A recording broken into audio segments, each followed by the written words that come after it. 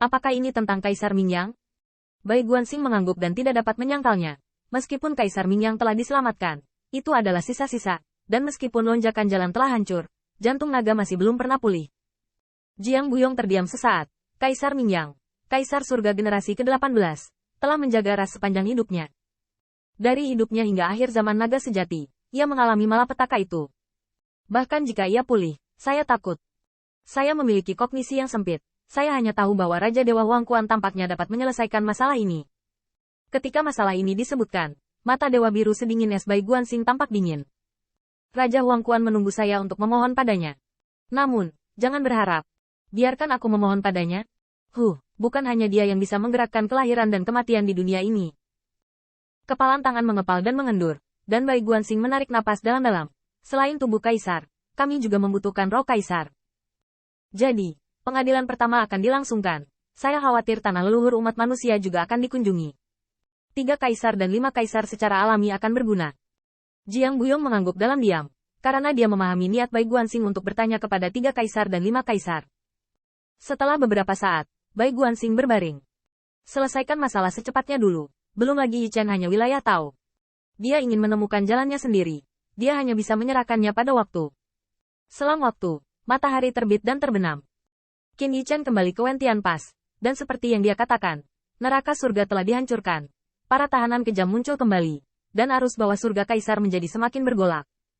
Betapa marahnya Kaisar Yuan Tian, yang berada di surga, menghancurkan Qin Yi Chen, tidak peduli.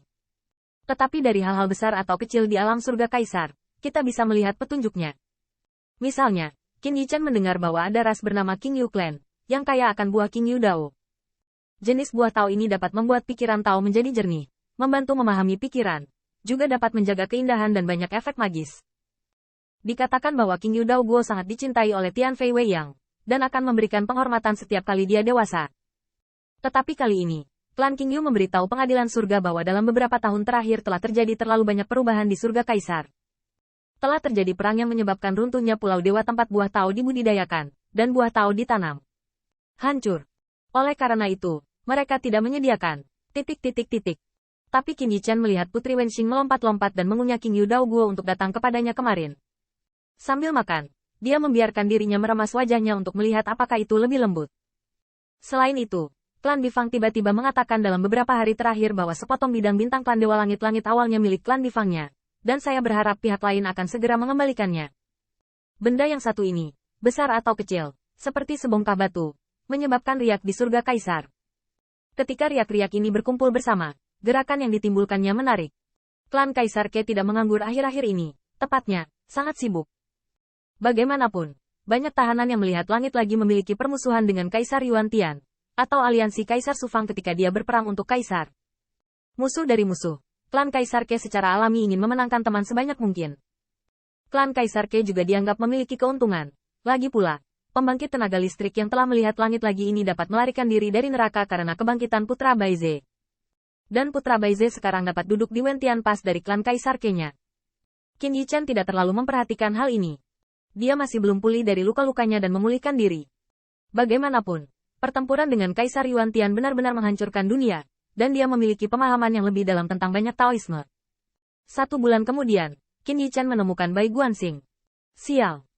Qin Yi Chen ingin menuangkan secangkir teh harum ke Yao Yue Kong, tetapi ketika dia melihat Yao Yue Kong gemetar, dia membalikkan cangkir teh dan masih bersembunyi di belakang Bai Guanxing. Ini, Brother Stargazer. Tampaknya Kaisar Iblis Muda ini belum membaik sama sekali. Qin Yi Chen tanpa daya, mengguncang lengan bajunya dengan kekuatan ilahi, menghilangkan percikan teh. Bai Guanxing juga menghela nafas, ini baru sebulan, dan lukaku baru saja pulih. Benar-benar sudah sembuh. Pulih, jadi kamu tidak melepas pakaianku. Biarkan istrimu melihatnya dan menjelaskannya. Qin Yi Chen tidak bisa tertawa atau menangis untuk sementara waktu, dan kemudian dia mengeluarkan artefak Kaisar Bihai.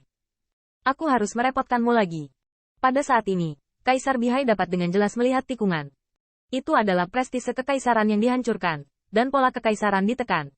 Qin Yi Chen sendiri telah mempertahankan kekuatan dan prestise untuk waktu yang lama, tetapi peningkatannya tidak jelas. Bagaimanapun, segel Brahma di tangan permaisuri merongrong dunia dan tidak mudah untuk mendukung.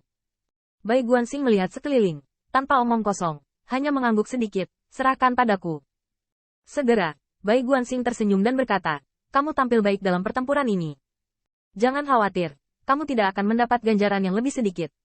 Bai Guanxing sedang berbicara dengan artefak Kekaisaran Bihai, dan ketika kata-kata itu berakhir, sosok menawan dan penuh kasih sayang Wan Dao Yaohua melayang keluar. Senior Putih, apa yang kamu bicarakan? Merupakan suatu kehormatan bagi keluarga budak untuk bisa bertarung berdampingan dengan senior. Hanya saja keluarga budak dipukuli dengan sangat menyedihkan, dan artefak Kekaisaran Bihai dipukuli seperti ini. Para senior pasti melihat kepahlawanan keluarga budak pada saat itu. Qin Yichen diam-diam mengertakkan gigi di sebelahnya. Jadi kekuatan iblismu sangat habis sehingga kamu bahkan tidak bisa memadatkan satu potong pakaian pun? Tanda seru. Wan Dao Yao memelototi dengan mata mewah, dan gayanya beriak.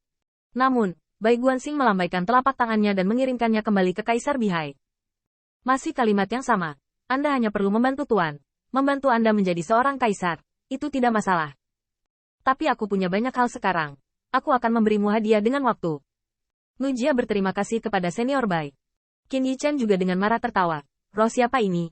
Bai Guanxing juga tersenyum dan mengangkat bahu. Itu semua hal sepele. Dibandingkan dengan ini, Yao Yuekong membuatku merasa rumit. Dunia saya terlalu lemah sekarang, dan saya telah memastikan bahwa Yao Yuekong memang tersentuh oleh istana iblis kuno saat itu. Nada suara Bai Guanxing tidak terdengar jelas, dan sepertinya dia tidak bisa melihat rasa lelah yang dia sebabkan sebulan yang lalu. Saya harus menerobos kaisar terlebih dahulu. Tidak peduli apa, celah kekuatan di alam tidak dapat diabaikan. Setelah itu, Bai Guanxing sedikit mengepalkan tinjunya. Kebijaksanaan tidak terkalahkan. Anda telah melihatnya kali ini. Qin Yichen mengangguk sedikit. Wajahnya tenang. Saya juga ingin cepat. Klan Huaxu dan saudara Yuekong, bisa saya bantu?